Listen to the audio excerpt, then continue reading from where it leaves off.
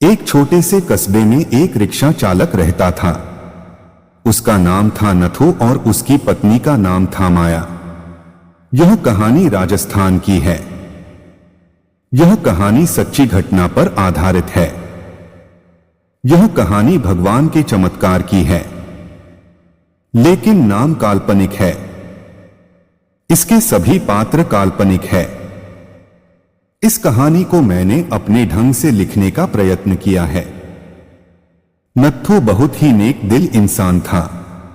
वह रोज auto rickshaw लेकर जाता और लोगों को उनके घर पहुंचाता। उसका व्यवहार एक छोटे बच्चे से लेकर बड़े बुजुर्गों सभी व्यक्तियों से बहुत ही अच्छा था। अपने मधुर व्यवहार के कारण लोग उसे पहचानने लग गए थे।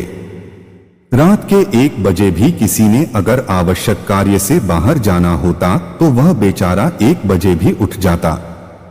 किसी भी लोगों को मना करने की उसकी आदत नहीं थी। महिलाएं रात के समय भी उस ऑटो रिक्शा चालक की ऑटो में बिना संकोच बैठ जाती थी। वह था इतना नेक दिल इंसान, सभी गांव के लोग उसको बहुत ही प्यार करते थे। उसकी 3 बेटियां थी, चांदनी, अंकिता और तनु। वह सभी पढ़ाई कर रही थी। एक बड़ी बेटी तो पढ़ाई कर चुकी थी। उसने अपनी बेटी को 12वीं कक्षा तक पढ़ा दिया था। बाकी दोनों बेटियां शिक्षा ग्रहण कर रही थी। उसने अपनी बड़ी बेटी की शादी तय कर दी थी। भगवान का दिया उसके पास गुजारे लायक काफी था। ऑटो रिक्शा चालक ने अपनी बेटी का विवाह एक अच्छे परिवार में तय कर दिया था। उसके ससुराल वालों ने शादी की तारीख निश्चित कर दी थी। ऑटो रिक्शा चालक ने रात दिन मेहनत करके अपनी बेटी की शादी के रुपए जुटाए थे। उसने अपनी बेटी के गहने, कपड़े और शादी का सारा सामान खरीद लिया था। वह अपनी बेटी की शादी का इंतजार कर रहा था। वह एक दिन भगवान के मंदिर में पूजा करने चला गया था। वह मंदिर में पूजा कर कहने लगा कि हे भगवान, मेरी बेटी की शादी जल्दी ही होने जा रही है।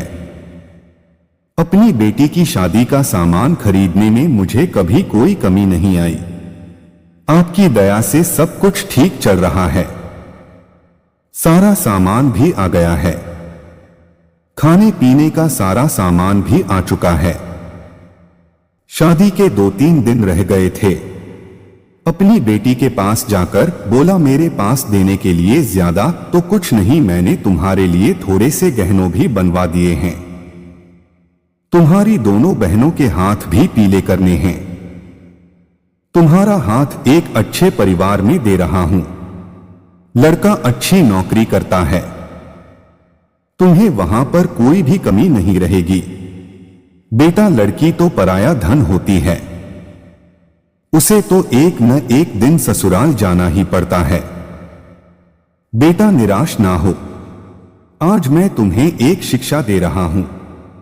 अपने ससुराल में बड़ों का सम्मान करना, अपने सास ससुर की खूब सेवा करना। मैं तुझे यह सीख दे रहा हूं।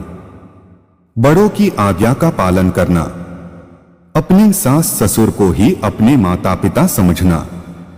तुम्हें मैंने 12वीं तक की शिक्षा दी है और सिलाई भी सिखा दी है। तुम्हारे ससुराल वाले अगर तुम्हें नौकरी करने देंगे तो करना, वरना नहीं। हमारी मान मर्यादा का ख्याल रखना बेटा।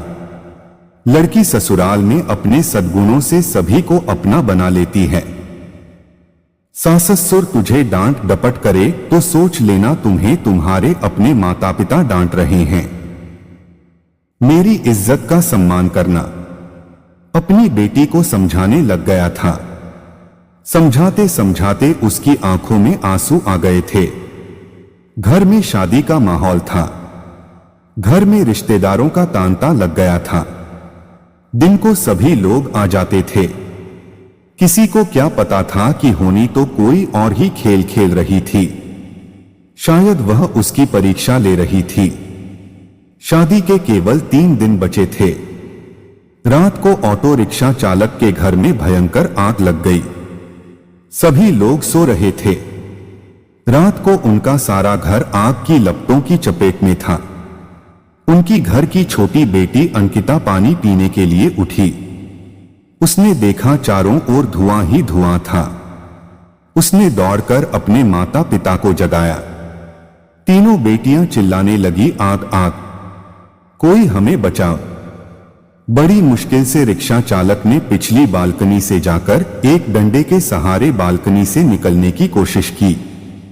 घर के सभी सदस्य बाल बाल बचे, लेकिन घर का सारा सामान आग की लपटों में खाक हो गया था। शादी का सारा सामान जलकर नष्ट हो गया था। चांदनी भी बेहोश हो गई थी। दोनों बहनें भी चक्कर खाकर गिर पड़ी थी। चांदनी को थोड़ा थोड़ा होश था। लोगों ने उन सब को बड़ी मुश्किल से बाहर निकाला। थोड़ी देर पहले जहां खुशियां छा रही थी, वहां का दृश्य देखा भी नहीं जा सकता था। जो भी देखता उसकी आंखों से आंसू निकलते। बेचारा अब क्या करेगा? बिना शादी के ही बेटी रहेगी। दुल्हा तो अब उसे ब्याहने से रहा। कुछ लोग तरह तरह की बातें करते, जितने मुंह उतनी बातें। चांदनी दौड़ी दौड़ी अपने पिता के पास जाकर बोली, पापा आप निराश न हो। आपने इतनी मेहनत से मेरी शादी के लिए रुपया जोड़ा था। पापा आप जरा भी चिंता मत करो, मेरी किस्मत में यही लिखा था। आप निराश न हो। मुश्किल की इस घड़ी में हमें कमजोर नहीं पड़ना है। मैं आपका बेटा नहीं हूं तो क्या हुआ? आपने बेटों की तरह हमारी परवरिश में कोई कमी नहीं रखी। हम तीनों बहनों को वह सब कुछ दिया जो आपसे बन पड़ा। तब तक दोनों बहनें अंकिता और तनु भी उठ गई थी। वह भी अपने पापा के पास जाकर खड़ी हो गई। पापा हम सब आपकी ताकत हैं। हम तीनों आपकी बेटियां नहीं बेटे हैं। आज से हम भी आपके साथ कमाएंगे। चांदनी बोली, पापा अगर वह लड़का जिसे आपने मुझे शादी के लिए चुना है मुझसे सच्ची मोहब्बत करता होगा तो यह सब देखकर भी शादी के लिए इनकार नहीं करेगा। मैं भी उससे खुशी खुशी स्वीकार करूंगी। आप जरा भी चिंता मत करो। उन तीनों ने मिलकर अपने पापा को उठाया। मोहल्ले के सारे लोग इकट्ठा हो गए थे। सब आपस में कह रहे थे कि ससुराल वालों को वह क्या कहेगा। जो भी आता शोक व्यक्त करके चला जाता। नथु के घर के पास लोगों का तांता लग गया था। सभी कहने लगे कि तुम तो नेकी करके कमाते थे। नथु बोला, शायद भगवान की भी यही मर्जी होगी। उसकी पत्नी माया आकर बोली कि बड़े भगवान का नाम लेते फिरते हो, यह सब कुछ दिया आपके भगवान ने। भगवान का नाम लेकर भी आपके भगवान ने आपको यह सीला दिया। इस घर में भगवान का नाम कभी मत लेना। वह बोला, भाग्यवान यह तो नियति का खेल है। भगवान को क्यों कोसती हो? तीनों बेटियों ने बड़ी मुश्किल से अपनी मां को संभाला। किसी ने प्रेस में खबर कर दी। अगले दिन समाचार पत्र में आ गया कि नथु राम का घर जलकर स्वाहा हो गया। दूसरे दिन जब लोगों ने देखा ऑटो रिक्शा चालक नथु का घर आग की लपटों में जलकर पल भर में नष्ट हो गया था। उसकी बेटी की शादी को कुछ ही दिन रह गए थे। बेचारा अपनी बेटी की शादी कैसे करेगा? जिस किसी ने भी सुना वह आए बिना ना रह सके। जितने भी लोग उसको जानते थे सबके सब आकर ना जाने क्या क्या लाए। उसका घर उपहारों से भर गया। कोई जेवर लाया, कोई कपड़े, कोई राशन, कोई रुपए। जिन सभी नेताओं ने सुना सभी ने नथुराम की सहायता की। वह था ही इतना नेक इंसान। उसकी बेटी की शादी को भला कोई क्यों नहीं आता। शाम तक उसके घर में ना जाने कितने रुपए इकट्ठे हो चुके थे। जब तीनों बेटियों ने अपने पापा को सारे रुपए थमाए, उन सब को तो अपनी आंखों पर विश्वास ही नहीं हो रहा था कि जहां पर में सब कुछ नष्ट हो गया था वहां पर उनके पास इतना रुपया इकट्ठा हो गया था कि वह बैठे बिठाए तीनों बेटियों की शादी आसानी से कर सकता था। भगवान जब देता है तो छप्पर फाड़ कर देता है। उसने बड़ी धूमधाम से मंदिर में अपनी बेटी की शादी की। लोग आपस में कह रहे थे कि इस नेक दिल इंसान की सहायता भगवान क्यों नहीं करते। आज तो भगवान के चमत्कार पर सभी को विश्वास हो गया था। भगवान जो करता है अच्छा ही करता है। नथुराम की पत्नी आकर बोली, मुझे माफ कर देना। गुस्से में भगवान के लिए ना जाने क्या क्या अपशब्द कह गई। तीनों बेटियां मुस्कुराकर अपनी मां को देख रही थीं। थोड़ी देर पहले जहां पर रुदन था वहीं पर सभी के चेहरों पर खुशी झलक रही थी। भगवान की माया प्रबल है।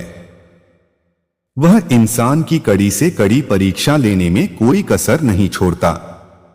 नथुराम और उसकी बेटियों ने मुसीबत की घड़ी में मिलकर एक दूसरे का साथ दिया, अपने हौसले को डगमगाने नहीं दिया। उसकी बेटियों ने एक बेटे की तरह अपने पिता के विश्वास को ठेस नहीं पहुंचने दी। भगवान ने रातों रात छप्पर फाड़कर उसकी सहायता की। वह बोला, इतने रुपए इकट्ठे हो गए हैं जिससे मैं तुम तीनों की शादी भी आसानी से कर सकता हूं। यदि आप हमें सब्सक्राइब नहीं कर रहे हैं तो शायद आप बेहतरीन चीजें छोड़ रहे हैं, इसलिए चैनल को अभी सब्सक्राइब करें।